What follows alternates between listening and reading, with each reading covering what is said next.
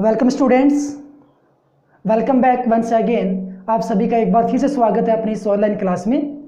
बच्चों, कल अपने बात कर रहे थे आवेशन की और आवेशन के प्रकारों को अपने समझ रहे थे, जिसके अंतर्गत अपने तीसरे प्रकार की बात की थी प्रेरण द्वारा आवेशन। उसी को थोड़ा और आगे एक्सप्लेन करेंगे। तो आज अपने क्या करने वाले, प्रेरण द्वारा आवेशन को समझेंगे, लेकिन हम उसमें ये जानेंगे कि यदि अपने पास एक उदासीन पदार्थ है तो उसको आवेशित कैसे करेंगे, दो उदासीन पदार्थ हैं तो उसको आवेशित कैसे करेंगे। तो सबसे पहले मैं क्विकली एक बार प्रेरण द्वारा आवेशन को बता देता हूं कि प्रेरण द्वारा आवेशन में निश्चित रूप से एक पदार्थ आवेशित होना चाहिए, उसके पास में दूसरा उदासीन पदार्थ रखते हैं, तो उदासीन पदार्थ है वो विपरीत प्रकृति से आवेशित हो जाता है। ये प्रक्रिया प्रेरण द्वारा आवेशन कहलाती है। अर्थात प्रेरण द्वारा आवेशन में न तो पदार्थों का घर्षण करवाया जाता और न ही उसका स्पर्श करवाया जाता, केवल और केवल दो पदार्थों को आपस में पास में रखा जाता है। तो आज अपने पास कंडीशन ये होगी कि एक गोला होगा, एक गोला कैसा, एक उदासीन गोला, इस प्रकार का गोला होगा, एक उदासीन गोला को प्रेरण द्वारा आवेशित करना, प्रेरण द्वारा आवेशित करना। अब इसको आज अपने जानेंगे कि एक उदासीन गोला है तो उसमें आप प्रेरण द्वारा आवेशित उसको कैसे करने वाले हो। ओके, तो अपने पास एक ये हो गया एक उदासीन गोला। कैसा गोला है ये? उदासीन है। उदासीन का मतलब इसमें जितने भी पॉजिटिव चार्ज हैं उतने ही उसमें नेगेटिव चार्ज है। दो प्रकार का आवेश यहाँ पे होगा, प्लस या माइनस, और दोनों ही है वो समान परिमाण के आवेश है ताकि उदासीन बन जाए। इसको हमें करना है आवेशित। तो क्या करोगे, इसके पास में एक आवेशित पदार्थ रखेंगे, आवेशित छड़ रखेंगे।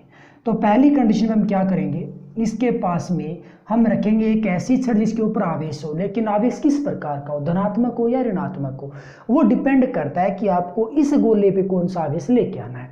यदि आप इसके ऊपर नेगेटिव चार्ज लेके आते हो तो यहाँ पे होना चाहिए पॉजिटिव, और यदि आप इसके ऊपर पॉजिटिव चार्ज लेके आना चाहते हो तो यहाँ पे होना चाहिए नेगेटिव। कल हमने ये सीखा था कि एक उदासीन गोले को यदि हमें आवेशित करना है तो उसमें विपरीत प्रकृति का आवेश आता है।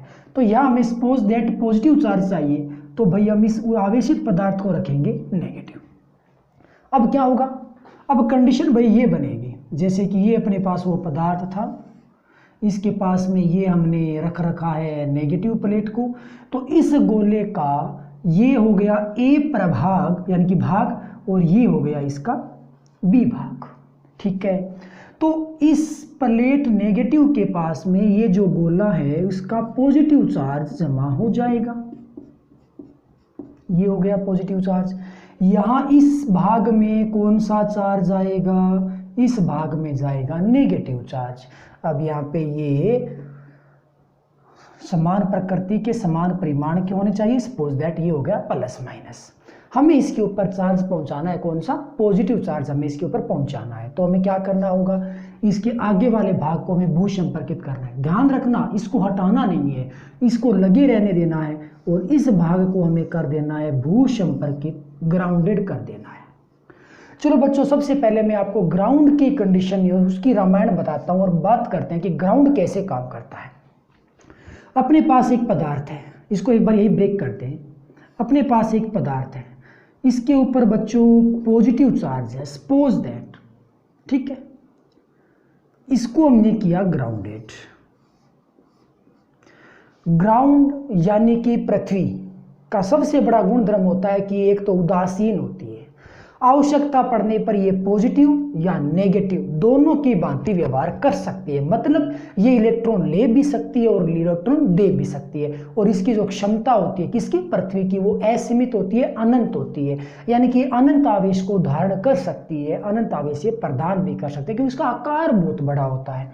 तो सपोज दैट इसके पास पॉजिटिव चार्ज है, तो क्या होगा, हम ये जानते हैं कि इलेक्ट्रॉन वायर में गति करता है। कौन गति करता है वायर में? इलेक्ट्रॉन।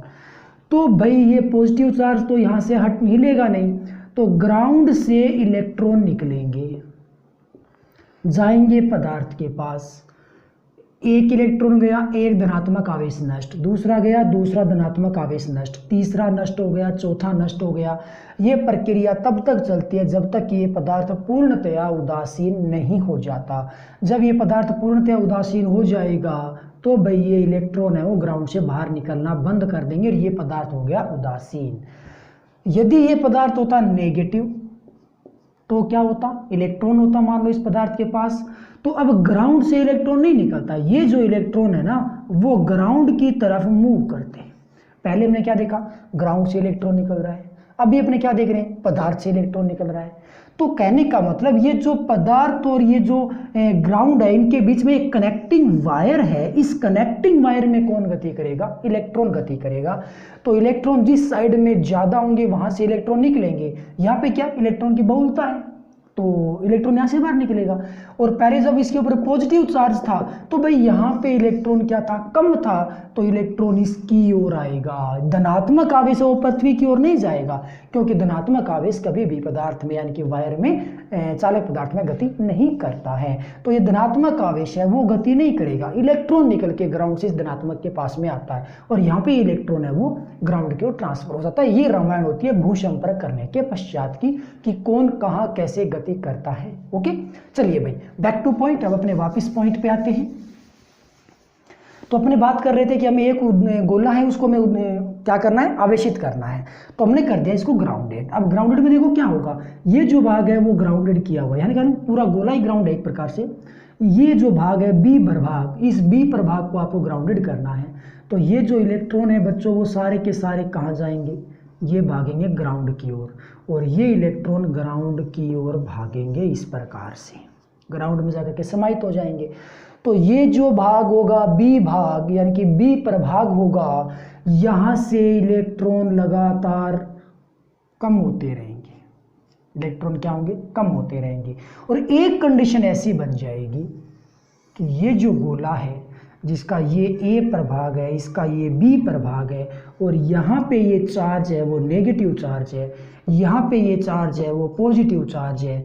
यहाँ का जो नेगेटिव चार्ज था, ये कंडीशन थी बच्चों, ग्राउंडेड कर रखा था हमने, यहाँ का नेगेटिव चार्ज था वो पूर्णतया किसको मिला, ग्राउंड को मिला, नेगेटिव चार्ज नष्ट हो गया।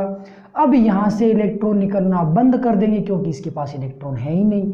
इस धनात्मक आवेश पे कोई भी प्रक्रिया नहीं होगी। ऐसा नहीं है कि यहाँ पे धनात्मक आवेश बचा है तो ग्राउंड से इलेक्ट्रॉन निकलेगा और इस धनात्मक आवेश को नष्ट करेगा, नहीं, ये धनात्मक आवेश नष्ट नहीं होगा, ये पृथ्वी के साथ से क्रिया में नहीं काम आएगा। क्यों? क्योंकि ये धनात्मक आवेश इस आवेश से जुड़ा हुआ है। एक इंपॉर्टेंट बात, ग्राउंड के साथ इलेक्ट्रॉन का आदान प्रदान उन्हीं का होता है जो पदार्थ में मुक्त अवस्था में होते हैं या जो बहुत सारी संख्या में आ जाते हैं। अपने घरों में शॉर्ट सर्किट होता है, करंट लगने की संभावना होती है, अर्थिंग करके रखी जाती है, ग्राउंडेड करके रखा जाता है। क्यों रखा जाता है? या फिर गाँव में आप लोगों ने देखा होगा जो अपने जो गाँव में ट्रांसफार्मर लगे होते हैं उसके पास में एक वायर है वो ग्राउंडेड होता है। वो इसलिए होता है कि अचानक से यदि किसी को करंट लग जाए, चाहे घरों की बात हो चाहे ट्रांसफार्मर की, कंडीशन सेम ही है और यही कंडीशन यहाँ प्रभावी होता है। यदि किसी को करंट लग जाए, इसका मतलब एक्स्ट्रा यदि इलेक्ट्रॉन अर्थात वायर में आ जाए, कई बार क्या है, दो संभावनाएं बनती हैं, किसी को करंट लग सकता है या फिर लाइट एकदम से ज़्यादा तेज हो सकती है, वोल्टेज हाई हो सकता है। उस कंडीशन में इलेक्ट्रॉन ज़्यादा हो गए तो इलेक्ट्रॉन एक्स्ट्रा इलेक्ट्रॉन है वो ग्राउंड के अंदर चले जाएँ, वायरिंग सुरक्षित रहे, उसके लिए ग्राउंड करते हैं।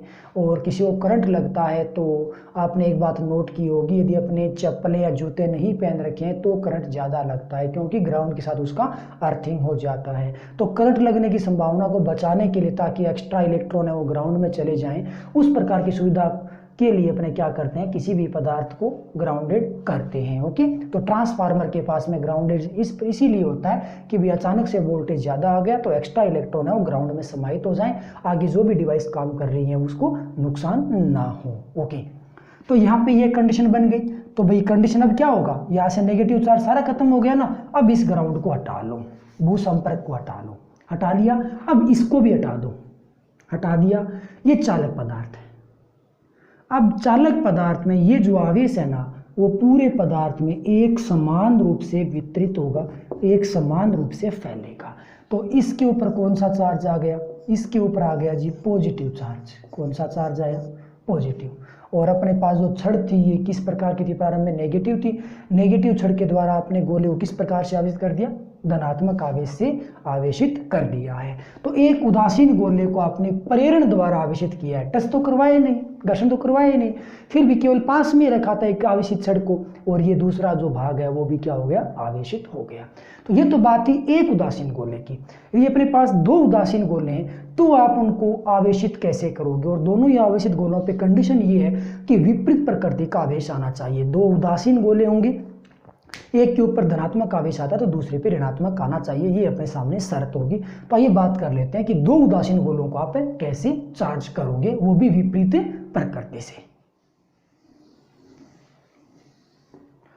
तो चलिए बच्चों अब अपनी बात करते हैं दो उदासीन गोलों के लिए।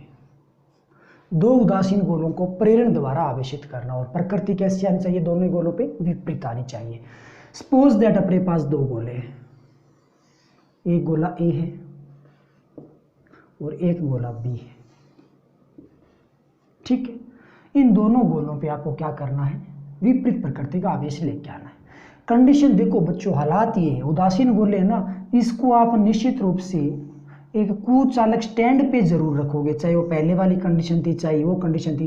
पहले वाली कंडीशन में मैंने आपको ये समझा दिया कि भाई करना क्या होता है, सेम प्रोसेस यहाँ लागू होता है, लेकिन ये अपने पास में जो भी भाग है ना वो कुचालक स्टैंड है, ताकि जो भी आवेश है वो पृथ्वी के साथ संपर्क में आकर के नष्ट न हो जाए, उदासीन न हो जाए। तो यहाँ पे एक गोला ए एक गोला बी दोनों कुचालक स्टैंड पे रखे हुए हैं। कहाँ रखे हुए हैं, कुचालक स्टैंड पर।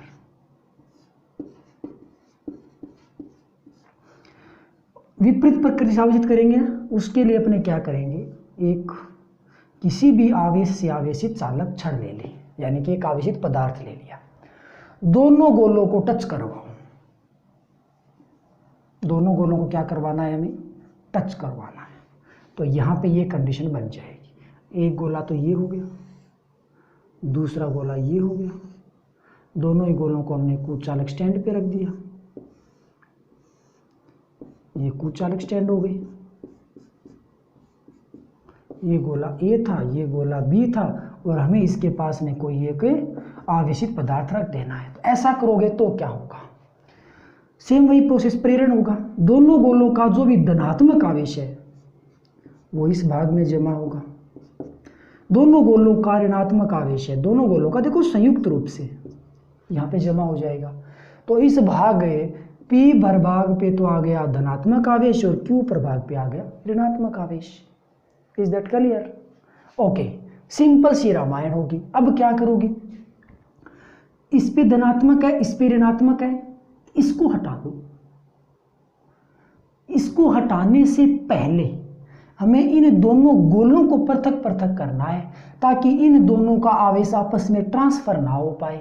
तो कंडीशन ये बन जाती है कि भाई ये अपने पास ए गोला है, अब हटाएंगे दोनों को पृथक पृथक कर दिया, ये बी गोला है, ये अपने पास हो गया कुचालक स्टैंड दोनों ही गोलों के लिए। तो यहाँ पे तो क्या था, धनात्मक आवेश था, और यहाँ पे क्या था, ऋणात्मक आवेश था, और यहाँ पे ये अपनी ऋण आवेशित एक छड़ है। जैसे ही दोनों को पृथक पृथक करोगे ना, तो ये जो धनात्मक आवेश है वो तो इस प्लेट से अभी भी अट्रैक्ट हो रहा है, आकर्षित हो रहा है, लेकिन ये है ऋणात्मक आवेश यानी कि बी गोला, वो अलग पृथक हो चुका है। तो ये जो ऋणात्मक आवेश है वो बच्चों पूरे गोले पे एक समान रूप से फैल जाता है। धनात्मक आवेश एक समान रूप से अभी नहीं फैलेगा, क्योंकि अभी भी ये नेगेटिव के साथ में आकर्षित हो रहा है।